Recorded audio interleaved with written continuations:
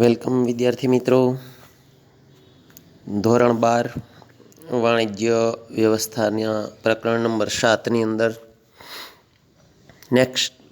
છેલ્લા વિડીયો આગળના વિડીયોની અંદર છેલ્લે આપણે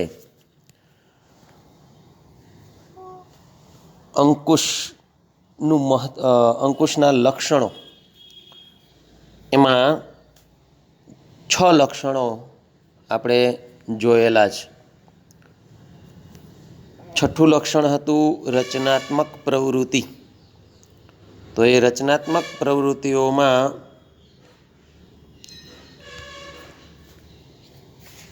એક હકારાત્મક બાબત, અંકુશ છે એ હકારાત્મક કામ કરે છે, નકારાત્મક બાબત એ વિચારતું નથી, એ આપણે જોયું હતું.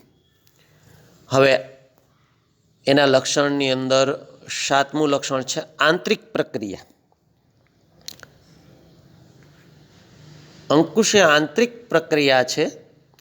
એકમની વિવિધ પ્રક્રિયાઓ જેવી કે ઉત્પાદન, વેચાણ, ખરીદી, નાણાકીય બાબતો, નાણાં, હિસાબ તથા કર્મચારીઓની કાર્ય પદ્ધતિ સાથે અંકુશની પદ્ધતિ વણી લેવામાં આવે છે, જેના કારણે આ કાર્યો ઉપર અંકુશ રાખી શકાય છે. જ્યારે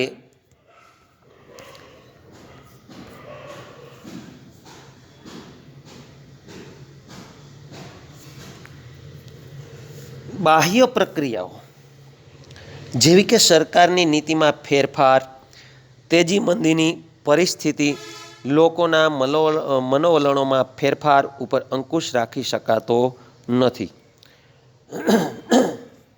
હવે આપણને ખબર છે કે અંકુશ છે એ એકમની અંદર કામ કરી શકે, અંકુશ રાખી શકાય.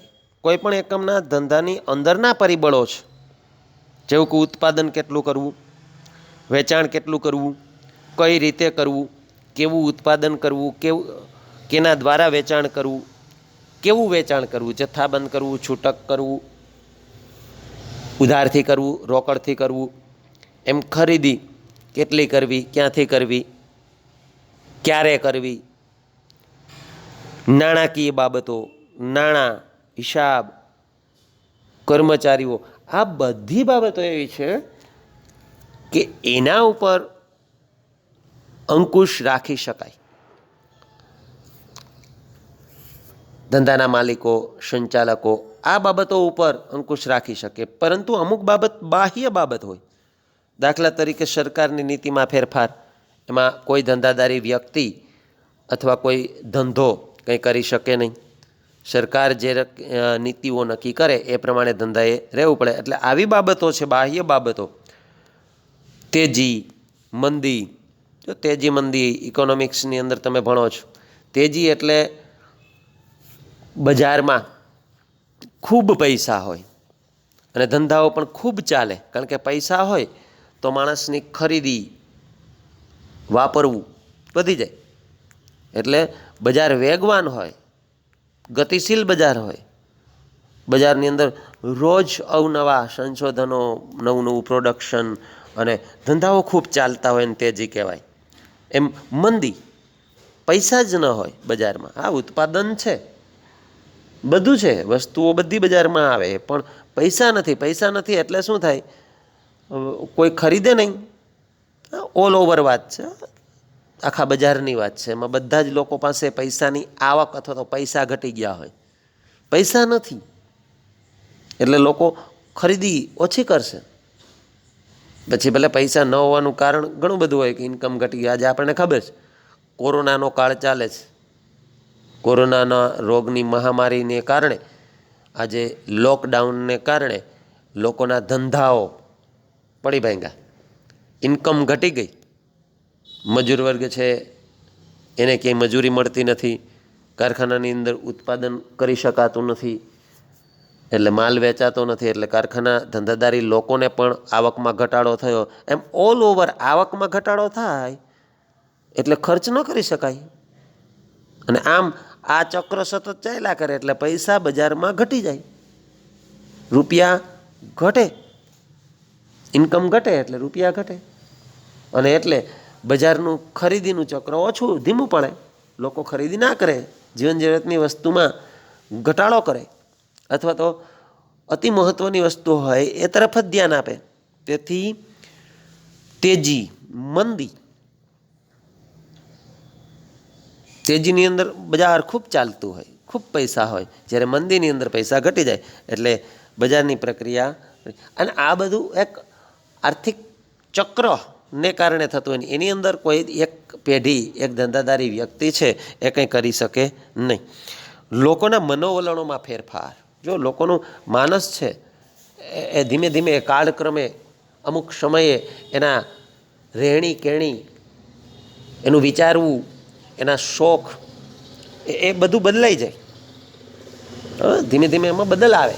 જુઓ, પહેલાંના વખતના માણસો જે જીવતા હતા તો એ જાત મહેનત કરવામાં અથવા શારીરિક મહેનત કરવામાં ખૂબ માનતા હતા. આજે બધા લોકોનો એક માનસ બદલાઈ ગયું. ભાઈ શારીરિક મહેનત નકામી શું કરવી, ટેકનોલોજીનો ઉપયોગ કરવો જોઈએ, હાડકાં શું તોડવા. અને પહેલાંના સમયની અંદર માણસો એવા કહેતા કે ભાઈ મહેનત કરો, અને મહેનત કરવી જોઈએ, અને મહેનત કરીએ તો આપણે તંદુરસ્ત રહીએ, શરીર સારું રહે. શરીરને થોડુંક, સાદી ભાષામાં કહું તો શરીરને થોડુંક તોડવું જોઈએ. તોડવું જોઈએ એટલે હાથ તોડીને નાખી દેવાની વાત નથી. મહેનત કરવી જોઈએ શારીરિક, કે જેથી કરીને એક શારીરિક કસરત મળી રહે અને શરીર સારું એવું રહે. આવી એક માન્યતા અગાઉના લોકોની હતી ને એ ખડતલ હતા પણ ખરા. આજે લોકોની માન્યતા બદલાઈ ગઈ કે જેટલું ટેકનોલોજીથી બને, મશીનરીથી કામ થાય એટલું કરો. એટલે તો જો ઘરની અંદર બધી મશીનરી. હું તો ઘણી બધી વખત રમૂજમાં કહું છું કે અત્યારે માણસને માત્ર ઉઠીને ખાવાનું જ છે, કંઈ કરવાનું છે જ નહીં. લુગડા ધોવા માટે વોશિંગ મશીન, દરણું દરવા માટે ઘરઘંટી, પાણી તો કે નળમાં ઘરે આવે. અરે હવે તો સીધું ફિલ્ટરની અંદર નળીઓ નાખેલી હોય, સીધું પીવા માટે નળ જ ખોલવાનું, ફિલ્ટરવાળું પાણી. રાંધવા માટે તો અત્યારે ઓટોમેટિક રોટલી વણવાના મશીનો આવી ગયા. બધું બધું યંત્રવત, માણસ માત્ર બેઠો બેઠો ખાય.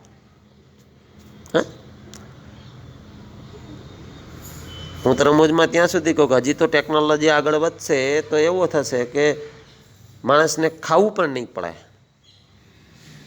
કેવી રીતે ખાવાનું? તો કે મોઢું હલાવવું પડે ને, બટકા મોઢામાં નાખવા પડે છે ને. અઘરું લાગે છે, આળસ થાય છે. એટલે એ એક જાતનું એવું રસ તૈયાર કરવામાં આવશે ને પછી એ સીધું આમ બાટલામાં રેડી દેવાનું બધું.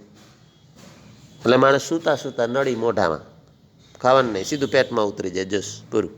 જોકે જ્યુસ તો આવે જ છે અત્યારે અલગ અલગ, આ તો એવું બધું ખાવાનું. તો એમ કહેવાનો મતલબ માણસનો માનસ ધીમે ધીમે બદલે, મનોવલણ બદલે. ફેશન, એની ફેશન કેની ઉપર? મનોવલણને આધારે. આમ આવી રીતનું જીવન જીવવું જોઈએ, આવી રીતની વસ્તુઓ ખરીદવી જોઈએ, આ ન ખરીદવું જોઈએ. તો એ બદલને કારણે એવા જે પરિબળો છે, બાહ્ય પરિબળો, એની ઉપર અંકુશ રાખી શકાય નહીં. એટલે અંકુશ એ આંતરિક પ્રક્રિયા છે, ધંધાની અંદર કામ કરતું એક બાબત કહેવાય. ગતિશીલ પ્રક્રિયા. અંકુશનું કાર્ય આયોજન સાથે સંકળાયેલું હોય છે. આયોજન અને અંદાજ ઉપર આધારિત સૂચિત બૌદ્ધિક પ્રક્રિયા છે. જુદા જુદા પરિબળોના અંદાજો બદલાય તે મુજબ આયોજનના લક્ષ્યાંકોમાં ફેરફાર થાય છે અને તે મુજબ અંકુશ પ્રક્રિયામાં પણ ઝડપી પરિવર્તન કરવામાં આવે છે. સતત બદલાયા કરે. કારણ કે આયોજનની અંદર જુઓ, આયોજન અને અંદાજ, અંકુશનું કાર્ય છે એ આયોજન અને અંદાજ ઉપર આધારેલું છે. કોઈ પણ આયોજન નક્કી કરી રાખ્યો હોય પછી એની અંદર જે કામ કરીએ એની અંદર સમય, ભવિષ્યની અંદર જેમ જેમ કામની અંદર આગળ વધવામાં આવે તો બદલ આવે. બદલ આવે એટલે તરત એની અંદર સુધારાલક્ષી પગલાં લેવા પડે કે ભાઈ એમ નહીં, આમ. તો અંકુશ છે એ, માનો કે આયોજનની અંદર એક વાત નક્કી કરી, પછી ભવિષ્યની અંદર કામ કરતાં કરતાં એમ થયું કે આ શક્ય નથી, આવી રીતનું કરશું તો શક્ય બનશે. એટલે આયોજનમાં થોડાક લક્ષ્યાંકોમાં ફેરફાર કરવામાં આવે. જસ્ટ પહેલાં ધંધો ચાલુ કર્યો, આપણે એક ઉદાહરણ લઈએ કે 2 લાખનો નફો થશે અથવા કરવો છે એવું નક્કી કરીને ધંધો કરવા લાગ્યા. ધંધાએ તમામ કેપેસિટીથી, તમામ શક્તિ એની અંદર ધંધાની અંદર રેડી દીધી. બધા જ કૌશલ્યો, બધું ધ્યાન, આયોજન પરફેક્ટ ને એ પ્રમાણે કામ કરે. 6 મહિના સુધી કામ કર્યા પછી ધંધો ગમે એમ ઊંધો કે નીચો ઊંધા ચીતો કરી નાખ્યો, ક્યાંય ખામી રહેવાનું દીધી, છતાં 60,000નો નફો થયો. વિચારો, 2 લાખનો ટોટલ નફો છે તો 6 મહિનાનો એટલે અડધો 1 લાખનો થવો જોઈએ. આપણે 1 લાખ નહીં, માનો શરૂઆત હોય તો 80,000નો નફો કરીએ, 1,20,000નો નફો પછીના 6 મહિનામાં કરશું. પણ 80,000 ના થયો, ઊંધામ ચીતા થઈ ગયા, ધંધો સારામાં સારી રીતે ચલાવ્યો, છતાં કોઈ મુશ્કેલી નહીં, કોઈ તકલીફ નહીં, કોઈ કે અડચણ નહીં, છતાં 60,000નો ધંધો કર્યો. તો હવે લક્ષ્યાંકની અંદર ફેરફાર કરવો પડે કે ભાઈ આપણે 2 લાખનો નફો વર્ષે રળવો છે, કરવો છે, એવું ધારી શકાય નહીં. 60 દુ 120, 1.5 લાખ રાખવો પડે. તો આ લક્ષ્યાંકમાં ફેરફાર થયો તો અંકુશ પણ એ રીતે કામ કરે, એની અંદર પણ ચેન્જ આવે, એની અંદર પણ સુધારાલક્ષી પગલાઓ લેવા પડે જુદા જુદા.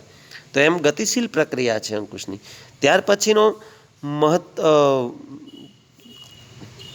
લક્ષણ છે વ્યક્તિલક્ષી પ્રવૃત્તિ છે. અંકુશ એ વ્યક્તિઓ દ્વારા, વ્યક્તિઓ માટે અને વ્યક્તિઓની પ્રવૃત્તિની સુધારણા માટે કરવામાં આવતી પ્રવૃત્તિ છે. તો મોટે ભાગે યંત્રો કાંઈ ભૂલ કરે નહીં. યંત્રોની અંદર તો જે કાંઈ ગોઠવણ કરી હોય એ પ્રમાણે કામ કરે. હંમેશા ભૂલ અને મુશ્કેલીઓ ક્યાંથી શરૂઆત થાય? માણસથી શરૂઆત થાય. માણસ જ ભૂલ કરે, માણસ જ મુશ્કેલી ઊભી કરે. કોઈ દિવસ જો પ્રકૃતિ, જો એના માટે હું ઘણી બધી વખત કહું છું કે ભગવાને રચેલી પ્રકૃતિ છે એની અંદર ક્યાંય બદલ નથી આવી. ઘણા બધા ડીંગા હાંકતા હોય, ઘણા બધા વૈજ્ઞાનિકો છે ઘણી બધી વખત કહે કે આમ ને આમ થાય છે ને પ્રકૃતિની અંદર આટલા ચેન્જ આવ્યા છે અને ધીમે ધીમે આમ થયું, ફલાણું થયું, ઢીકડું થયું. પછી થોડાક સમય પછી વળી નવો સંશોધન લેખ બહાર પડે કે ના એમ નથી, એ તો બધું એમનેમ જ છે. અગાઉ એક લેખ આવ્યો હતો, એક સામાન્ય એક વાત વચ્ચે લઈ લો, મજા પણ આવે ને જાણવા જેવી છે.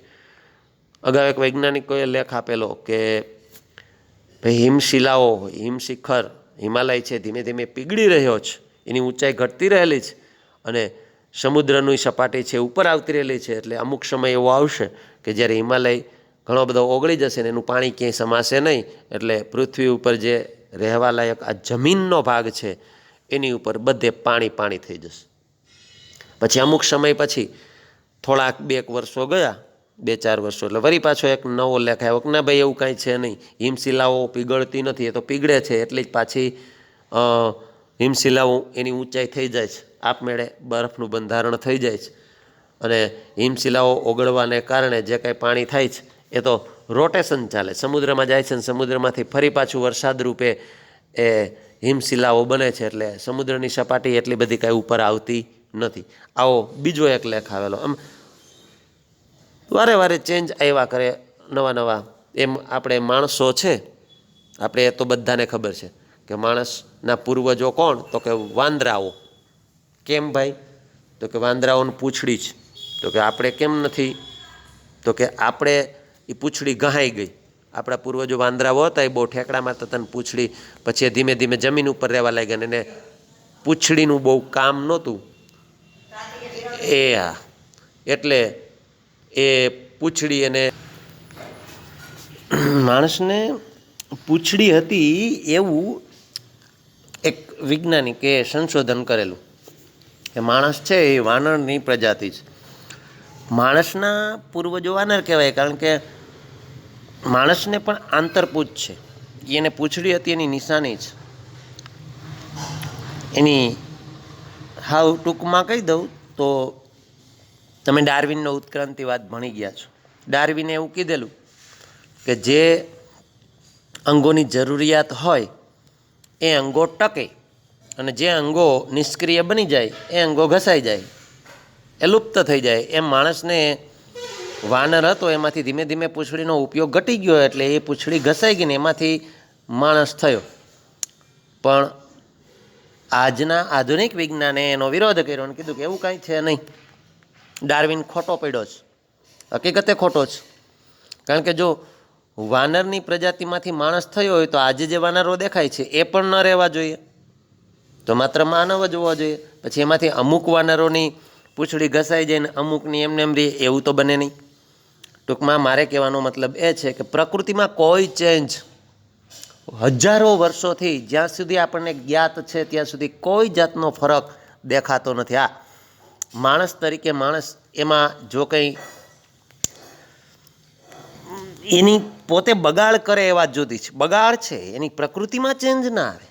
લીમડો છે એ કડવો જ છે વર્ષોથી. જ્યારથી આયુર્વેદ લખાણું છે ત્યારથી એની અંદર, જ્યારથી આયુર્વેદની અંદર પણ લીમડાના ગુણો વર્ણવેલા છે. એ જ લીમડો આજે છે. પોપટ અગાઉ આપણા ઋષિકાળની અંદર પણ ઘણા બધા સૂક્તો, ઘણા બધા શ્લોકો પોપટ વિશેને એવું લખાયેલા છે. તો એવો જ પોપટ આજે પણ છે. હજારો વર્ષ પૂર્વે જે કાંઈ ચકલીઓ, જનાવર, હાથી, આપણા વેદોની અંદર લડાઈની અંદર હાથીઓનું, ઘોડાઓનું વર્ણન આવે, તો એ જ ઘોડાઓ, એ જ હાથી, એ જ ગાય, એ બધું એનું એ છે. જો ફરક આવતો હોય તો ક્યાંક ને ક્યાંક તો આવવું છે ને. આપણને જ્ઞાત છે એવી કોઈ વસ્તુઓ, જ્ઞાત એટલે આપણી જાણમાં છે એવી કોઈ વસ્તુમાં ચેન્જ આવતો નથી. ફરક આવે એટલે કે પ્રકૃતિ કોઈ દિવસ ક્યાંય મુશ્કેલી ઊભી કરતી નથી.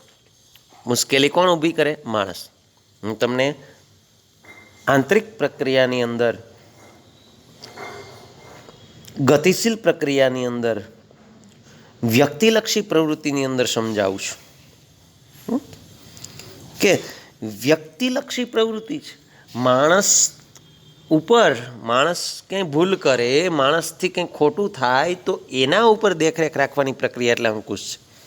અને એટલે મેં તમને આ બધા ઉદાહરણોના ડીપમાં લઈ ગયો કે પ્રકૃતિ, કુદરત ક્યાંય ભૂલ કરતો નથી, કુદરત કાંઈ ચેન્જ કરતો. જે કાંઈ આજે આપણે ઘણી બધી વખત ઘણા બધા લોકો વિચારે છે કે ભાઈ અગાઉ જીવવાની કેવી મજા આવે એવો સમય હતો, જમાનો હતો, અને આજે આવું જીવવા જેવું નથી રહ્યું. સાદી ભાષામાં રમૂજમાં કહું તો બધાને એવું લાગે પ્રશ્ન જ પ્રશ્ન છે. આ જગત ઉપર જુઓ તો બધાને પ્રશ્ન જ પ્રશ્ન દેખાય. કારણ શું? મેં તમને કીધું એમ પ્રકૃતિ તો એની એ છે. વરસાદ થાય છે, શિયાળો થાય છે, ટાઢ લાગે છે, ગરમી થાય છે, ઉનાળો આવે છે, પવન વાય છે, પક્ષીઓ એ જ કલરવ કરે છે, એ જ જંગલો છે, એ જ ફ્રૂટની મીઠાશ છે બધી. છતાં કેમ બધાને પ્રશ્નો લાગે? તો કે માણસ એ જ પ્રશ્નો ઊભા કર્યા છે. માણસની જ મનોવલણો બદલાઈ ગયા છે, વિચારવું બદલાઈ ગયું છે, એની કામ કરવાની ઢબ બદલાઈ ગઈ છે, એની રહેણીકરણીની ઢબ બદલાઈ ગઈ છે, એનો ભાવ, જીવનની અંદરનો જે ભાવ હતો એ ધીમે ધીમે ખલાસ થતો રહેલો છે. એટલે કે માણસની અંદર પરિવર્તન આવ્યું છે એની રહેણીકરણીમાં, એ પ્રકૃતિમાં બદલ આવી. એટલે જે કંઈ તકલીફ ઊભી થઈ છે માણસને લીધે થાય છે. તો એમ ધંધાકીય એકમની અંદર જે કાંઈ અંકુશનું કામ કરવાનું છે એ વ્યક્તિલક્ષી છે. અંકુશ એ વ્યક્તિઓ દ્વારા, વ્યક્તિઓ માટે અને વ્યક્તિઓની પ્રવૃત્તિની સુધારણા માટે કરવામાં આવતી પ્રવૃત્તિ છે.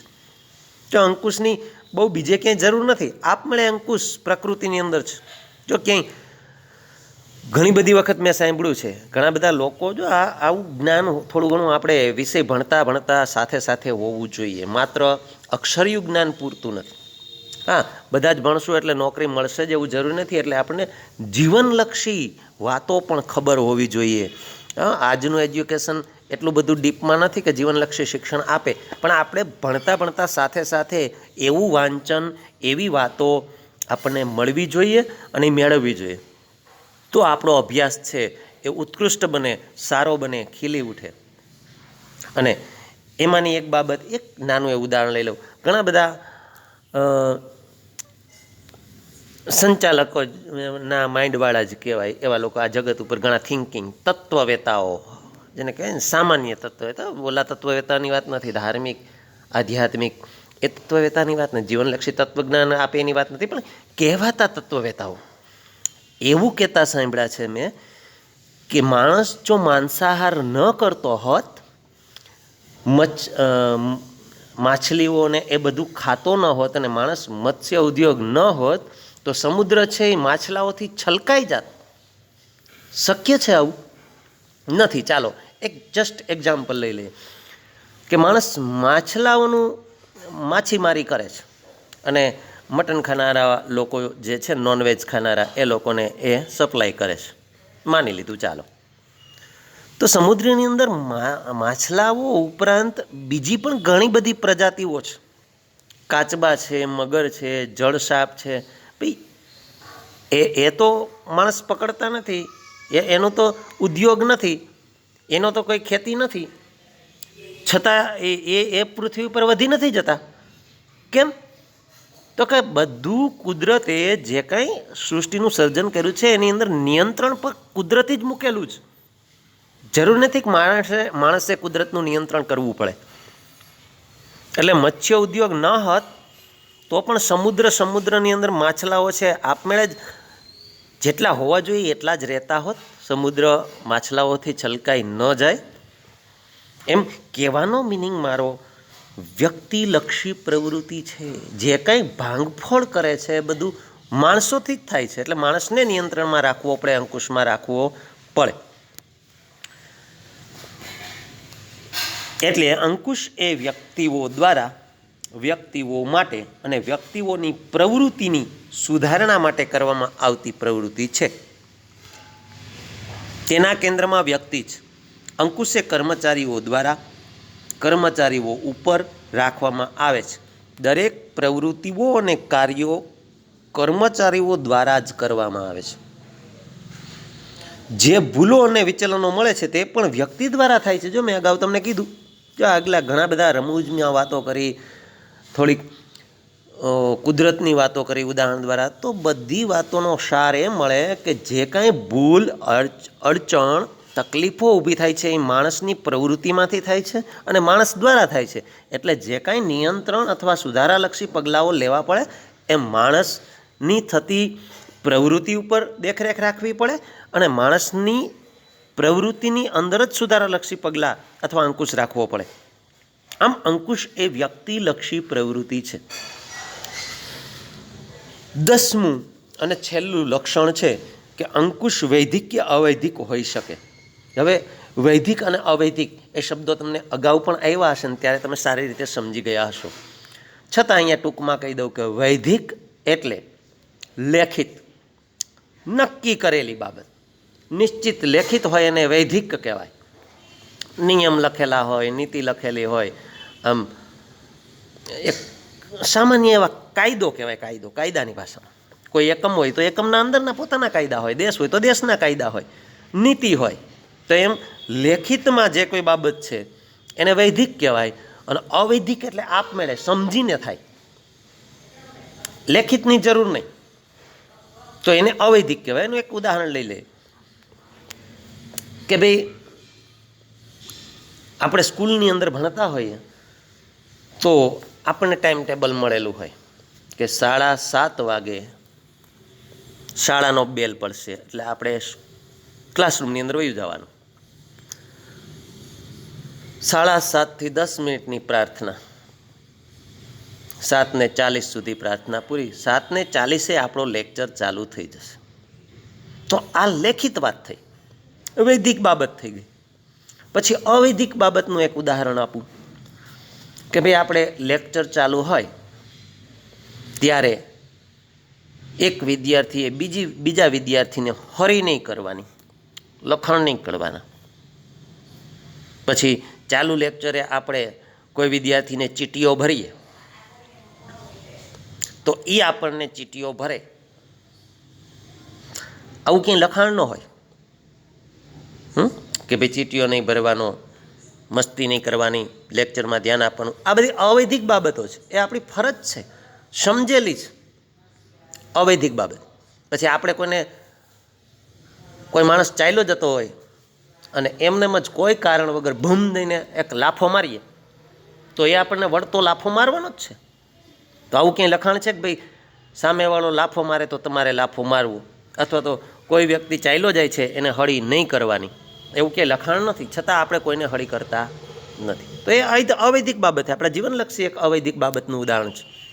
એમ અમુક એક બાબતો લેખિત હોય એને વૈધિક કહેવાય, અમુક એક બાબતો છે અવૈધિક હોય. એટલે અંકુશ છે એ વૈધિક પણ હોય કે અવૈધિક પણ હોય. એકમમાં વ્યવસ્થા તંત્ર અને ઉત્પાદન પ્રવૃત્તિના સંદર્ભમાં અંકુશની વ્યવસ્થા વૈધિક સ્વરૂપે સ્થાપવામાં આવે છે. જો વ્યવસ્થા તંત્ર અને ઉત્પાદન પ્રવૃત્તિના સંદર્ભમાં આખું માળખું ગોઠવાયેલું હોય વ્યવસ્થા તંત્ર છે. એમાં કોણ કેની નીચે કામ કરશે, કોણ કોનો અધિકારી, કોણ કોનો તાબેદાર, ઉચ્ચ સપાટી કોણ, એની અંદર કોણ કોણ આવે, મધ્ય સપાટી કોણ, એની અંદર કોણ કોણ આવે, નીચલી સપાટી કોણ, એની અંદર કયા કયા કર્મચારીઓ આવે, મજૂરો આવે, શું આવે તે. તો એ વ્યવસ્થા તંત્ર થયું. એની જવાબદારી શું, સત્તા શું, એ બધી વૈદિક બાબતમાં ઉત્પાદન પ્રવૃત્તિ. તો એના સંદર્ભમાં નીતિ નક્કી કરેલી હોય કે ભાઈ ઉત્પાદન કાર્ય આટલા વાગે શરૂ થશે, આટલા વાગે બંધ કરવાનું છે, એની અંદર આટલો આટલો કાચો માલ વાપરવાનો, આ બધું. તો એ વ્યવસ્થા તંત્ર ઉત્પાદન પ્રવૃત્તિના સંદર્ભમાં અંકુશની વ્યવસ્થા વૈદિક સ્વરૂપે સ્થાપવામાં આવે છે, પરંતુ સમય જતાં એકમમાં અવૈદિક સ્વરૂપની અંકુશ વ્યવસ્થા પણ વિકાસ પામે. જો ઉત્પાદન કાર્ય એકમ ચાલુ થઈ જાય એટલે વ્યવસ્થા તંત્ર અને ઉત્પાદનની દ્રષ્ટિએ નક્કી કરેલા નોર્મ્સ, નિયમો, નીતિ હોય, આ બધું રેગ્યુલર ચાલુ થઈ જાય પછી અવૈધિક અંકુશ આવી જાય. ધીમે ધીમે ધીમે અવૈધિક અંકુશ લેખિતમાં ન હોય છતાં લોકો શિસ્તબદ્ધ રીતે કામ કરતા હોય. એનું એક જસ્ટ એક્ઝામ્પલ લઈ લે. રિલાયન્સ જેવી મોટી કંપની છે, એની અંદર બધા નીતિ નિયમો, કર્મચારીને ક્યારે આવવાનું, 5 મિનિટથી વધુ લેટ થાય તો એની ગેરહાજરી મુકાઈ જાય. ઓટોમેટિકલી હાજરી માટે થમ્સ રીડર, જેને આપણે કહીએ કે આમ અંગૂઠો રાખીએ એટલે આપણી હાજરી નોંધાઈ જાય, એવું ઓફિશિયલી મશીનરી ગોઠવેલી. એમ શરૂઆતના કાળમાં બધાને એવું કહી દીધું, બધા નીતિ નિયમોને સમજાવી. પણ ધીમે ધીમે ધીમે ધીમે અમુક સમય, અમુક વર્ષો પછી કર્મચારીઓ આપમેળે ટેવાઈ જાય કે ભાઈ રિલાયન્સની અંદર નોકરી કરવી હોય તો આપણે આ રીતે જ નોકરી કરવાની, જરાય આડાઅવડું નહીં. સમય મુજબ ઓફિસે પહોંચી જવાનું, સમય પૂરો થાય તરત ઓફિસ છોડી દેવાની. તો આ અમુક સમય પછી અવૈધિક લખેલું ન હોય, નીતિ નિયમો ન હોય છતાં લોકો અપટુડેટ શિસ્તની અંદર રહે તો એ અવૈધિક અંકુશ વ્યવસ્થા ધીમે ધીમે ધીમે ધીમે આપમેળે આવવા માંડે. માણસની સમજણ નિર્માણ થાય, એમાંથી આપમેળે અવૈધિક અંકુશ ચાલુ થઈ જાય. તો આવી અવૈધિક અંકુશ વ્યવસ્થા કેટલીક વખત વધુ અસરકારક સાબિત થાય છે. જો સમય જતાં એકમમાં અવૈધિક સ્વરૂપની અંકુશ વ્યવસ્થા પણ વિકાસ પામે છે. પહેલાં વૈદિક અંકુશ વ્યવસ્થા ગોઠવવી પડે, અમુક સમય સુધી એ ચોકઠાની અંદર, એ શેડ્યુલની અંદર જે કંઈક આપણા શબ્દો વાપરીએ આપણી સમજણ પ્રમાણે, એ રીતે કામ કરતો માણસો કામ કરવા લાગે એટલે અમુક સમય પછી એ ટેવાઈ જાય અને એક અવૈધિક એટલે કે બિનલેખિત, કોઈ લેખિત ન હોય એવી અંકુશ વ્યવસ્થા ઊભી થવા લાગે. લોકો આપમેળે સમજવા લાગે અને સમજીને કાર્ય કરે, ભૂલ રહિત કામ કરવા લાગે. કોઈની દેખરેખ ન હોય તો પણ એમ જ કામ કરે. તો એને કહેવાય અવૈધિક અંકુશ વ્યવસ્થા. અને એવું કહેવાય કે કેટલીક વખત તો આવી અવૈધિક અંકુશ વ્યવસ્થા છે એ અસરકારક સાબિત થઈ છે. એટલે લેખિતમાં કાયદેસર રીતે કાયદા દ્વારા, નીતિ દ્વારા, દબાણથી કોઈને કામ કરાવો તો બહુ કામ કરતું નથી. પણ માણસ સમજવા લાગે, અવૈધિક રીતે જ પોતે અંકુશ મારે તો એવી જે વ્યવસ્થા ઊભી થાય એ બહુ અસરકારક હોય, એનું પરિણામ બહુ સારું હોય.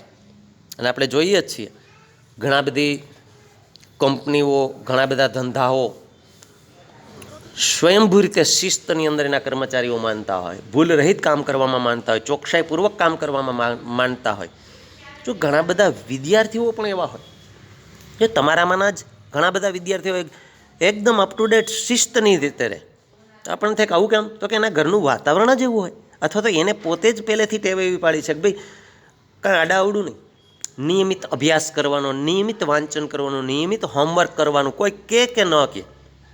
જો ઘણી બધી વખત અહીંયા છેલ્લું વાક્ય બહુ અસરકારક છે કે અવૈધિક અંકુશ વ્યવસ્થા અસરકારક સાબિત થઈ છે. એનો મિનિંગ કોક આપણને આમ લાકડી લઈને સામે બે ભાઈ તારે વાંચવાનું જ છે, અને લાકડી લઈને સામે બેઠો હોય ત્યાં સુધી આપણે વાંચીએ, પછી જેવો એ લાકડી લઈને ઊભો થઈને ક્યાંક કામે જાય તો આપણે ફરી પાછા વાંચવામાંથી ધ્યાન થઈ જાય ને કંઈક બીજી રમતો કરવા લાગીએ, કાં એટલે બોલપેન લઈને લીટા કુંડાયડા કાઢીએ.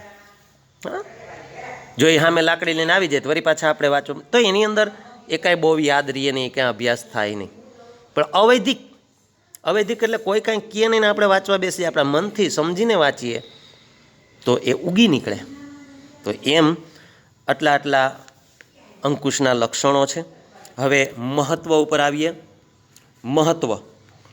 અંકુશ એ સંચાલનનું મહત્વનું સોપાન છે. સંચાલનના ઉદ્દેશોને સિદ્ધ કરવા અંકુશની જરૂર પડે છે.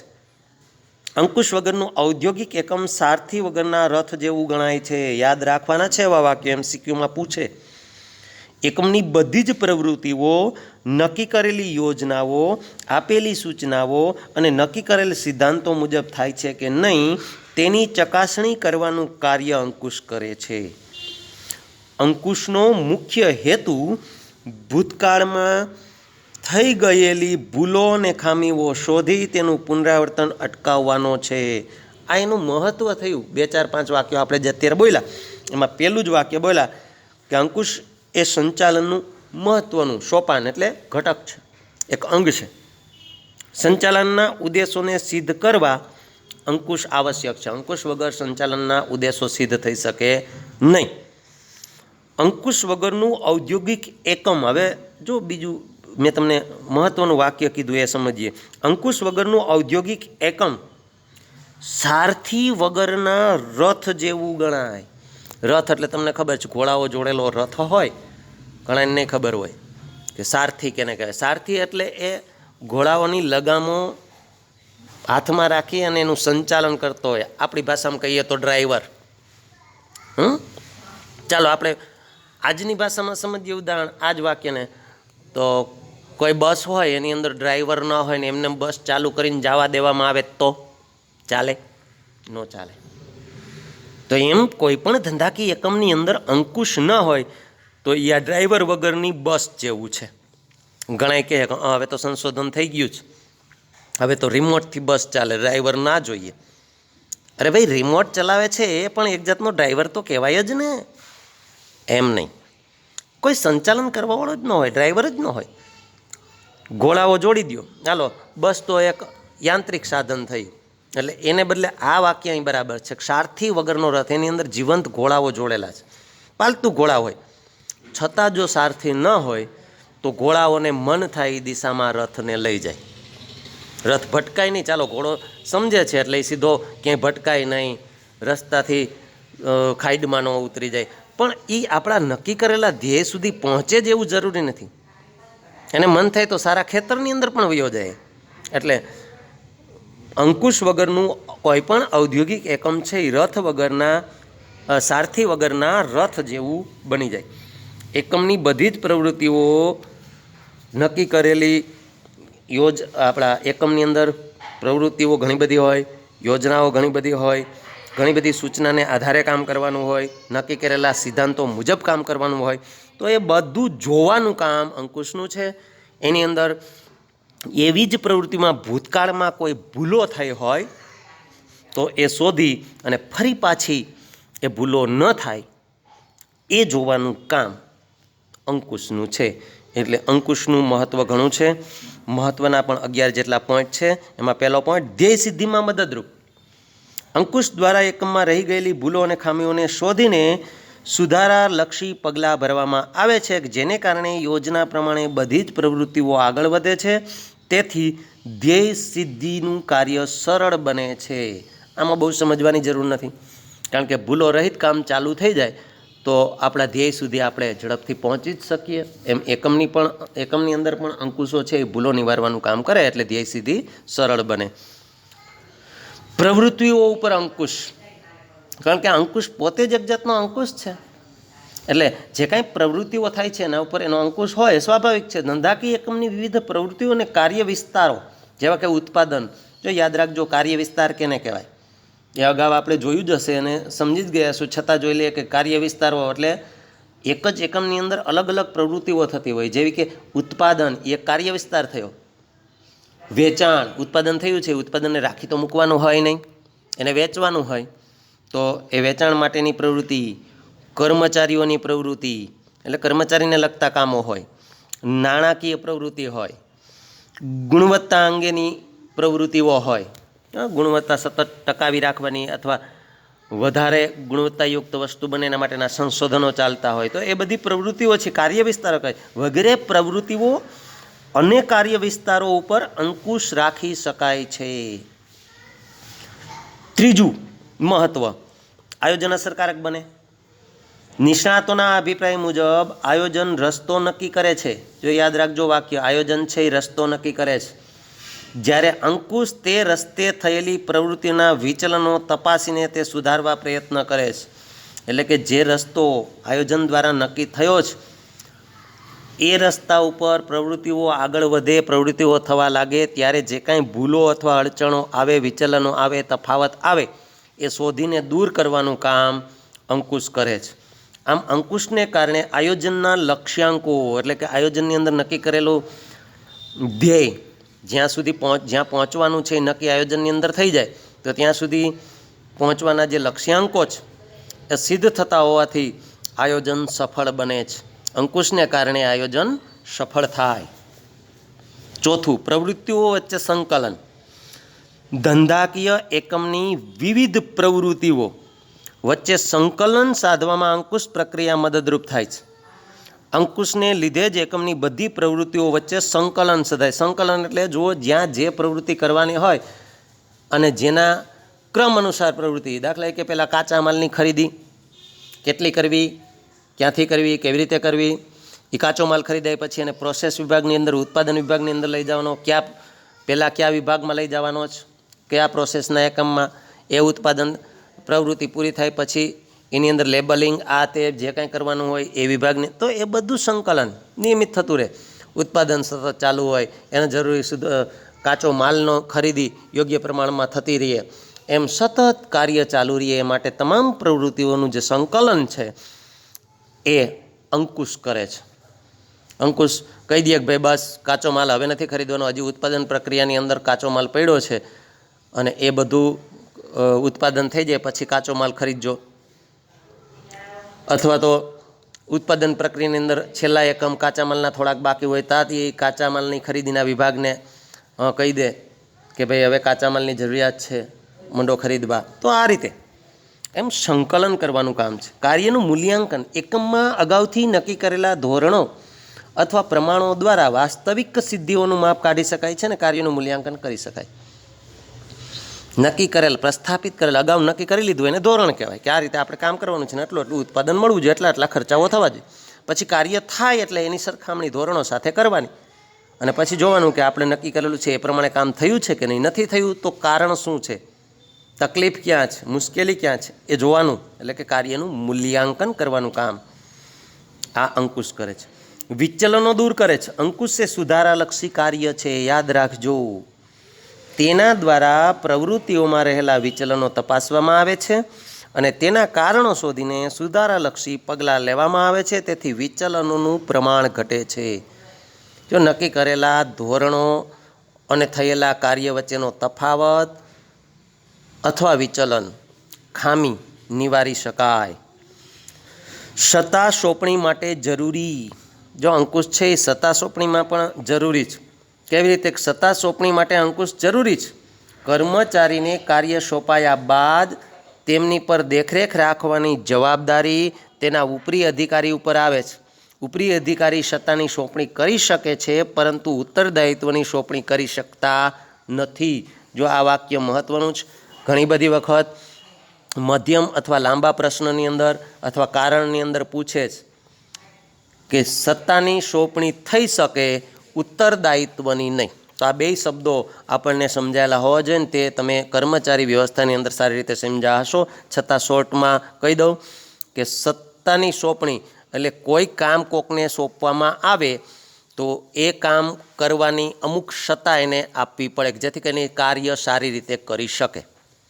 પણ જે વ્યક્તિએ કામ કરવાનું છે પણ એ બીજા પાસે કરાવે છે ત્યારે એને એ કાર્ય અને એની સત્તા આપવામાં આવે.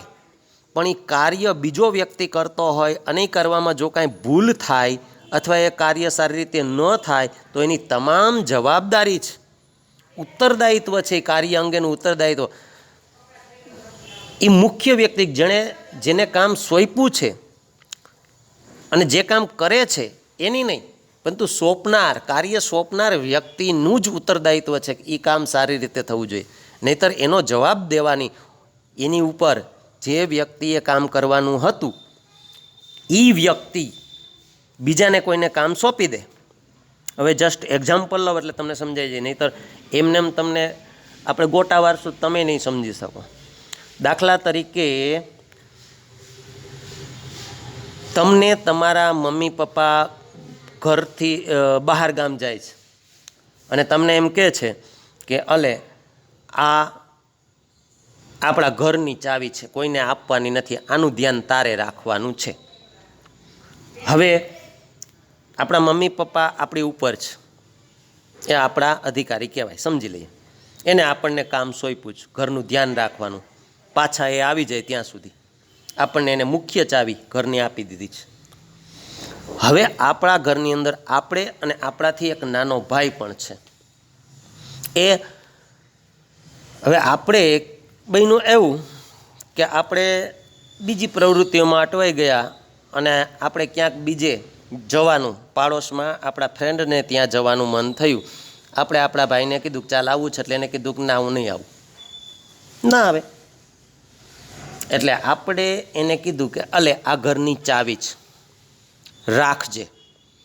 તો હવે અહીંયા મુખ્ય જવાબદારી આપણી હતી, પણ આપણે એ કામ નાના ભૈલાને આપ્યું, ચાવી સાચવવાનું. હવે માનો કે એ ચાવી ભૈલાથી ખોવાઈ ગઈ અને મમ્મી પપ્પા આવે છે, પછી આપણને ક્યાંક લાવો ચાવી, મેં તને આપી હતી ચાવી લાવ. તો આપણે કહેશું કે તો મેં ભૈલાને આપી હતી અને ભૈલે ખોઈ નાખી, તો એમ ચાલે નહીં. કારણ કે એ ચાવી મુખ્ય રીતે આપણને સાચવવા માટે આપેલી હતી, એટલે આપણી જવાબદારી છે કે ચાવીને સારી રીતે સાચવીએ. ભૈલાને આપવાની નહોતી. જો આપીએ તો ભૈલા ઉપર ધ્યાન રાખવું જોઈએ કે ભૈલો ચાવી ખોઈ ન નાખે, પણ એને ખોઈ નાખી છે તો એની જવાબ દેવાની જવાબદારી ભૈલાની નથી, આપણી છે. તો આ જે જવાબ દેવાની જવાબદારી એ ઉત્તરદાયિત્વ છે, અથવા તો એ ઘરની ચાવી સાચવવાની, ખોવાઈ ન જાય એ બધું ઉત્તરદાયિત્વ આપણું છે, ભૈલાનું નહીં. એમ કોઈ પણ કામ એને આપણે કોઈ વ્યક્તિને સોંપીએ હતી કામ કરવા માટે, એને સત્તા આપી શકાય પણ ઉત્તરદાયિત્વ આપી શકાય નહીં. ઉત્તરદાયિત્વ તો જે તે વ્યક્તિએ કામ કરવાનું છે એનું જ રહે. એટલે એનો જવાબ સારી રીતે આપણે સમજીને હવે લખી શકીએ કે ઉપરી અધિકારી સત્તાની સોંપણી કરી શકે એવું આપણી ઉપરનો અધિકારી છે, એ આપણને કામ અને એની સત્તા આપી શકે, પણ એ કામ બગડે તો એની જવાબ દેવાની જવાબદારી ઉત્તરદાયિત્વ ઉપલા અધિકારીનું જ રહે. આપણને આવીને કોઈ ખખડાવી શકે નહીં, કેમ કામ બગાડ્યું. સંચાલનનો કોઈ માણસ આપણા ઉપરી અધિકારીની ઉપરનો અધિકારી છે, એ આવીને આપણને ન ખખડાવે. આપણી ઉપર અધિકારી છે ને આપણને જેણે કામ સોંપ્યું છે એ અધિકારીને ખખડાવે. એટલે ઉત્તરદાયિત્વ કોઈ દિવસ સોંપી શકાય નહીં. ભૂલોની શોધ. અંકુશમાં તાબેદારો અને કર્મચારીઓની થયેલી કામગીરીનું મૂલ્યાંકન કરવામાં આવે છે, તેમની કામગીરી પર દેખરેખ રાખવામાં આવે છે.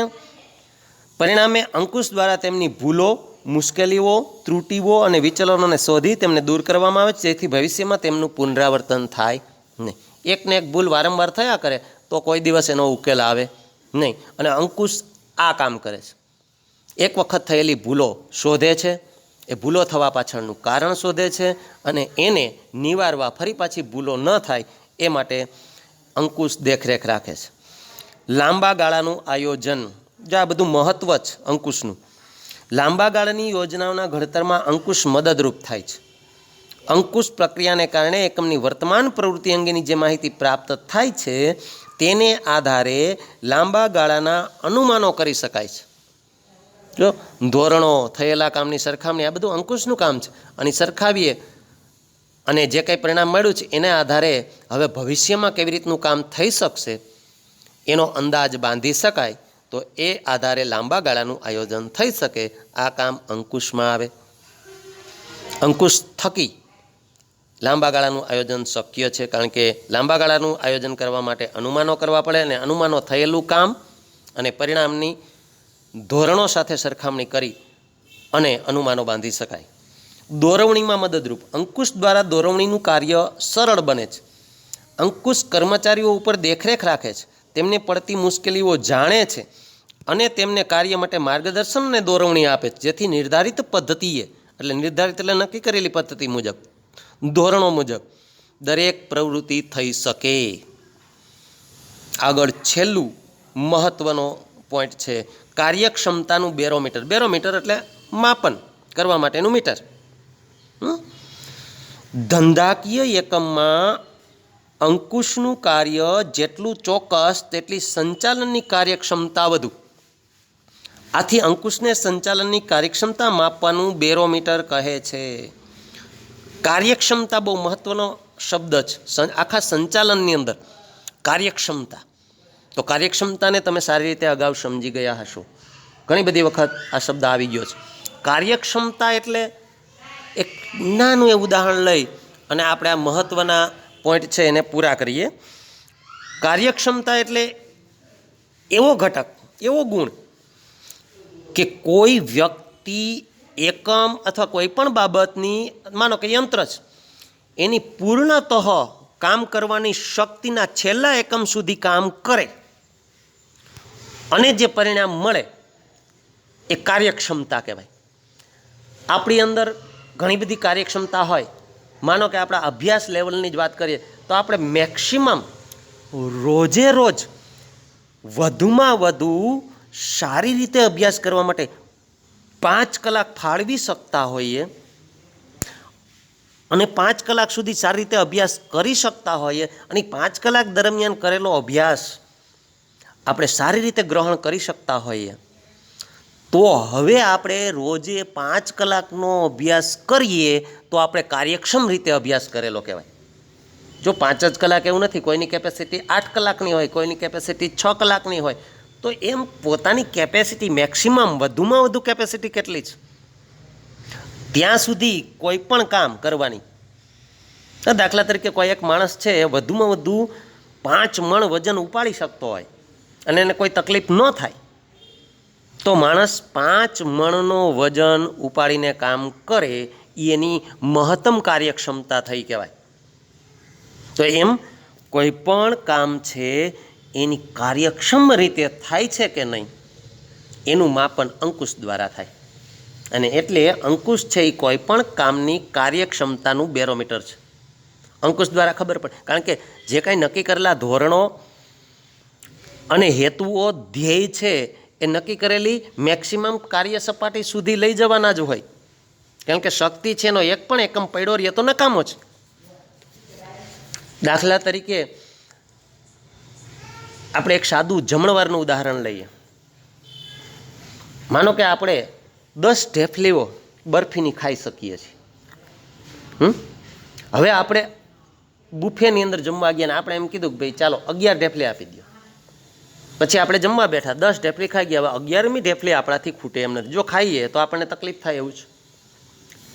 તો આપણે જમણવારની અંદર એક ઢેફલીનો બગાડ કર્યો, એક એકમ બધું પડ્યું રહ્યું, નકામું પડ્યું રહ્યું, અને એ હવે એઠવાડમાં જશે અથવા નાખી દેશું, ફેંકી દેશું અને ફેંકાઈ જશે. તો એ એક એકમનો બગાડ થયો. તો આપણી કેપેસિટી કેટલી છે, આપણી ક્ષમતા કેટલી છે? 10 ઢેફલી. તો આપણે 10 ઢેફલી જ લેવી જોઈએ અને 10 ઢેફલી ખાઈ જવી જોઈએ. જો ખાઈ જાય, હવે માનો કે આપણી કાર્યક્ષમતા, આપણી ખાવાની ત્રેવડ 10 ઢેફલીની છે અને આપણે 9 ઢેફલી જ લઈએ અને પછી માનો કે આપણને એવી જમવા ગયા ત્યારે જાહેરાત કરી કે ભાઈ આ બરફી છે એ એક જ વખત તમારે જેટલી લેવી એટલે લઈ લેજો, પછી મળશે નહીં. હવે આપણી ક્ષમતા છે 10 ઢેફલી ખાવાની અને આપણને 9 ઢેફલી આપ્યું, આપણું ધ્યાન નહોતું, આપણું બીજે ધ્યાન, આપણું જાડું ઝાટકતા હતા આપણે, અને એને 9 ઢેફલી મૂકી દીધી. આપણે કાંઈ બહુ ગણીને આપણે એમ કે 10 ઢેફલી થઈ ગઈ એટલે આપણે હાલતા થયા. પછી ખાવા બેઠા તો 9 તો ફટાફટ ખાઈ ગયા. પછી એમ થયું કે હજી એક ખાવી જ, પણ મળે નહીં, ના પાડી દીધી. કારણ કે અગાઉ જાહેરાત કરી હતી કે ઢેફલી જોતી એટલી લઈ લેજો, પછી નહીં મળે. તો આપણને અંદર આમ અહેસાસ થાય કે ચાલો એક ખાવી હતી, રહી ગઈ, લ્યો ન ખવાણી. તો શું થયું? આપણે કાર્યક્ષમ રીતે કામ નથી કર્યું. તો એમ કોઈ પણ એકમ ધંધાની અંદર જે કાંઈ કેપેસિટી પૂર્ણતઃ છેલ્લી શક્તિ સુધી, છેલ્લા એકમ સુધી કામ થાય છે કે નહીં અને અથવા થયું છે કે નહીં એ જોવાનું કામ અંકુશનું છે. એટલે કાર્યક્ષમતાનું બેરામીટર તરીકેનું કામ અંકુશ કરે છે. કારણ કે પ્રસ્થાપિત ધોરણો નક્કી છે કે આટલું કામ થવું જોઈએ, આટલું પરિણામ મળવું જોઈએ, અને કામ થયા પછી માપી શકાય કે એટલું થયું ને એટલું નથી થયું. તો એ કામ બેરોમીટરનું કરે છે. અંકુશ છે એ કાર્યક્ષમતાનું. આમ 11 જેટલા પોઈન્ટ એના મહત્ત્વના ટોપિક છે જે આપણે સારી રીતે સમજ્યા જોયા આ વિડીયોની અંદર. એટલે સુધી રાખીએ, ફરી પાછા મળશું એટલે અંકુશની અંદરનું બાકીનું કામ, બાકીનું અધ્યયન આપણે આગળ વધારશું. છેલ્લા 2-4 મહત્ત્વના ટોપિક છે જોઈ લેશું અને આ પ્રકરણ પૂરું થશે. તો નેક્સ્ટ વિડીયોમાં મળીએ, ત્યાં સુધી આવજો.